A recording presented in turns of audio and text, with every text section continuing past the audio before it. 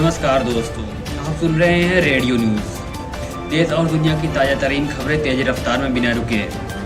आज की बड़ी हलचल।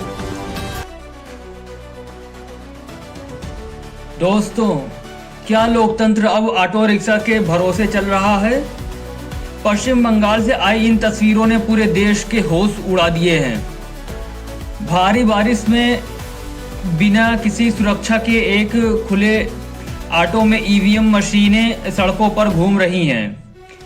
क्या चुनाव आयोग सो रहा है या ये किसी बड़ी साजिश का हिस्सा है?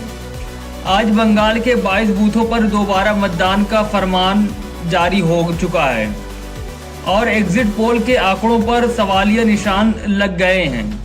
क्या वाकई 4 जून को बड़ा धमाका होने वाला है? आज की इस स्पेशल रिपोर्ट में हम करेंगे बंगाल के इस ईवीएम खेल का पर्दाफाश। दोस्तों, तस्वीर देखिए, एक ऑटो रिक्शा में ईवीएम मशीनें लादी गई हैं और ऊपर से बारिश हो रही है। क्या हमारे देश का चुनाव आयोग इतना लाचार हो गया है कि वो इन मशीनों के लिए एक सुरक्षित गाड़ी का इंतजाम नहीं कर सकता? पत्रकार ममता त्रिपाठी ने ये वीडियो शेयर कर सीधे चुनाव आयोग पर निशाना साधा है। आयोग इसे रिजर्व मशीन कह रहा है, लेकिन सवाल ये है कि अगर मशीन रिजर्व भी है तो क्या उसे बारिश में भीगने और चोरी होने के लिए छोड़ दिया जाएगा? क्या ये लापरवाही नहीं बल्कि कुछ और है? जाने माने विश्लेषक योगेंद्र यादव ने इन एग्जिट पोल्स की धज्जियां उड़ा दी है। उन्होंने 2021 के आंकड़े याद दिलाए जब लगभग हर एजेंसी ने बीजेपी की सरकार बनवा दी थी, लेकिन जब नतीजे आए तो बीजेपी 100 सीटें पर भी पार नहीं कर पाई। यहां तक कि लोकसभा चुनाव में भी इन एजेंसियों की गणित बंगाल में फेल रहा। तो क्या इस बार के आंकड़े सिर्फ हवाई हैं? क्या ये सब 4 दिनों तक की टीआरपी बटोरने और पैसा कमाने का जरिया मात्र है? योगेंद्र यादव के इन विश्लेषण ने पोलिंग एजेंसियों की विश्वसनीयता पर बड़ा सवाल खड़ा कर दिया है।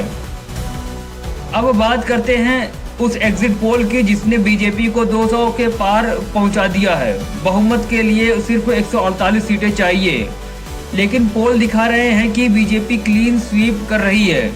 मजे की बात यह है कि बीजेपी कार्यकर्ता अभी भी सड़कों पर हैं। अगर आपकी जीत इतनी पक्की है तो फिर ये हंगामा क्यों? क्या आपको अपनी जीत पर यकीन नहीं है या फिर आप 4 दिनों के शांतिपूर्ण माहौल से डर रहे हैं? टीएमसी के कार्यकर्ताओं का डर तो समझ आता है, लेकिन जीत का दावा करने वालों की बेताबी कई सवाल खड़े करती है। बड़ी खबर यह है कि चुनाव गंभीर शिकायतें मिली थी, जिनमें से 22 को यही माना गया है। डायमंड हार्बर जैसे इलाकों में ईवीएम के बटन पर टेप चिपकाए जाने और इंक लगाने की खबरें आई। नतीजा ये हुआ कि अब इन 22 बूथों पर 2 मई को फिर से वोट डाले जाएंगे। ये अपने आप में साबित करता है कि वोटिंग के दौरान सब कुछ ठीक नहीं था। क्या इन 22 बूथों का नतीजा पूरे बंगाल की तस्वीर बदल देगा या ये सिर्फ एक ट्रेलर है? एक और चौंकाने वाला वीडियो सामने आया है जहां टीएमसी के उम्मीदवार को ही पोलिंग बूथ के अंदर जाने से रोक दिया गया, जबकि नियम के अनुसार उम्मीदवार के पास अधिकार होता है कि वो व्यवस्थाओं का जायजा ले सके। आखिर अंदर ऐसा क्या चल रहा था जिसे छिपाने की कोशिश की जा रही थी? क्या प्रशासन किसी एक पक्ष के दबाव में काम कर रहा है? बंगाल चुनाव की ये परतें जितनी खुल रही है, मामला उतना ही उलझता जा रहा है। दोस्तों, तो निष्कर्ष ये निकलता है साथियों, बंगाल का चुनाव अब सिर्फ ईवीएम तक सीमित नहीं रहा, ये जनता के भरोसे की लड़ाई बन गया है। अगर मशीनें ऑटो में घूम रही है और उम्मीदवार बूथ के बाहर खड़े हैं तो लोकतंत्र की मजबूती पर सवाल उठना लाजमी है। इस पूरी खबर पर आपकी क्या राय है? क्या आपको लगता है कि बंगाल में चुनाव दोबारा वोटिंग के नतीजे बदल जाएंगे? कमेंट करके हमें जरूर बताएं। वीडियो को शेयर करें ताकि सच हर किसी तक पहुंचे। अगर आप निष्पक्ष पत्रकारिता को समर्थन करना चाहते हैं तो हमारे चैनल को सब्सक्राइब करें। मिलते हैं ऐसे ही किसी दूसरे अपडेट में, तब तक के लिए जय हिंद, धन्यवाद।